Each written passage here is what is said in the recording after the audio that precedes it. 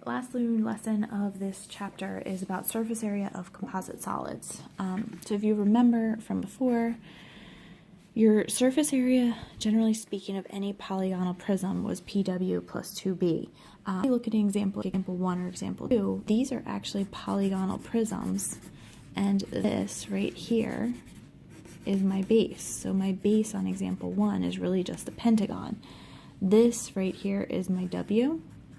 So as long as I can figure out the perimeter of this, and I can figure out I have my W, and I can figure out the area of this base, I can actually just use this surface area formula instead of trying to figure out the surface area of the top, take out the bottom, the surface area of the bottom, take out the top part of it. That gets a little bit complicated. So I kind of need to do a little bit of work here. I have my perimeter and I have my base. My base is actually going to be made up, this side's 8, so this side's 8. This is a square plus a triangle. So I'm going to have 8 squared plus 1/2 times, the base will be 8. If this is 8, this whole side is 15, that leaves this to be 7. So 8 times 7.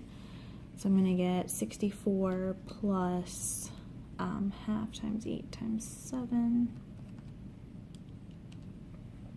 64 plus 28. Oh, I can't type on the calculator today. 64 plus 28 is going to give me 92 for my base. Now I also need to get my perimeter here. So this side's 8, top here. This side would be 8, and then this side is also going to be 8. So the perimeter of this is going to be 1, 2, 3, 4, 5 times 8, which is just going to be 40. So this makes my surface area actually really easy. PW plus 2B. So my perimeter is 40, my W is 15, plus 2 times my bases.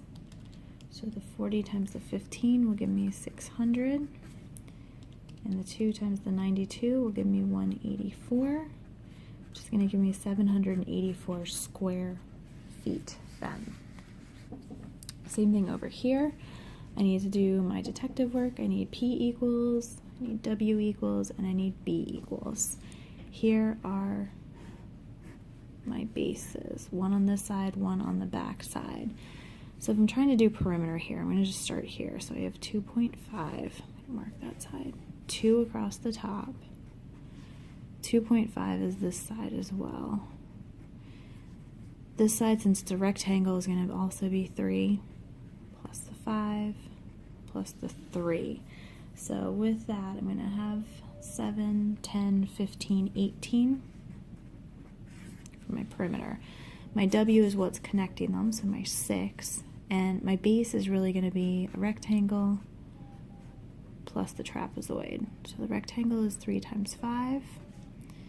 The trapezoid is 1/2 times 2, which is the height, and 2 and 5 are the bases. So this is going to be 15 plus 7, so that'll be 22 then. So the surface area of this compound solid is going to be 18 times 6 plus 2 times 22. So 18 times 6 is 108 plus 44.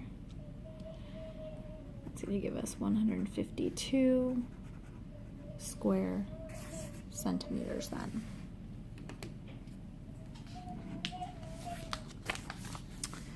Alright, on this next one, since this rectangular prism on top does go all the way back, we can actually consider this whole front here to be our polygon. P equals W equals B equals. So the perimeter, we have 4 here. Looks like this side is 2. This side is 4 and 2, so this whole side is 6 then. 8 across the top, 2 here. We need to figure out what this is. This is 12 across, that's 8, so that's going to be 4 over there. So perimeter-wise, we'll have 4 plus 2 plus 8 plus 6 plus 12 then. So that's 8, 10, 18, 24, 30, 6. W is what connects them, so the 5. The bases are going to be my big rectangle plus my little rectangle, so 4 times 12 plus 2 times 8, so 48 plus 16, which would be 64. So PW plus 2B, so 36 times 5 plus 2 times 64, so 180 plus 128, which will give me 308 feet squared. All right, in this one, we are just going to count the exterior visible surface area that we actually see. So we're going to basically be taking, in this one, the cylinder, and we're going to be subtracting out 2 of the circles, because this is on the top and that's on the bottom, and those are going to get taken away. So a cylinder, we can still do PW plus 2B. So perimeter of the cylinder is 2 pi r. The radius of the cylinder is actually 4, so this is going to be 2 times pi times 4, so 8 pi. The W is my height, and the base is going to be pi r squared, so pi times 4 squared, which will be 50.24, and the 8 pi is going to be 25.12, and so the circle is minus 2 times pi r squared. All right, let's take care of the cylinder first. So we have P, which is 25.12 times W plus 2 times B minus 2 times pi. Look at the smaller circle. It tells us that that radius is 2. So 2 times pi times 2 squared is going to give me 251.2 plus 100.48 minus 25.12. So 251.2 plus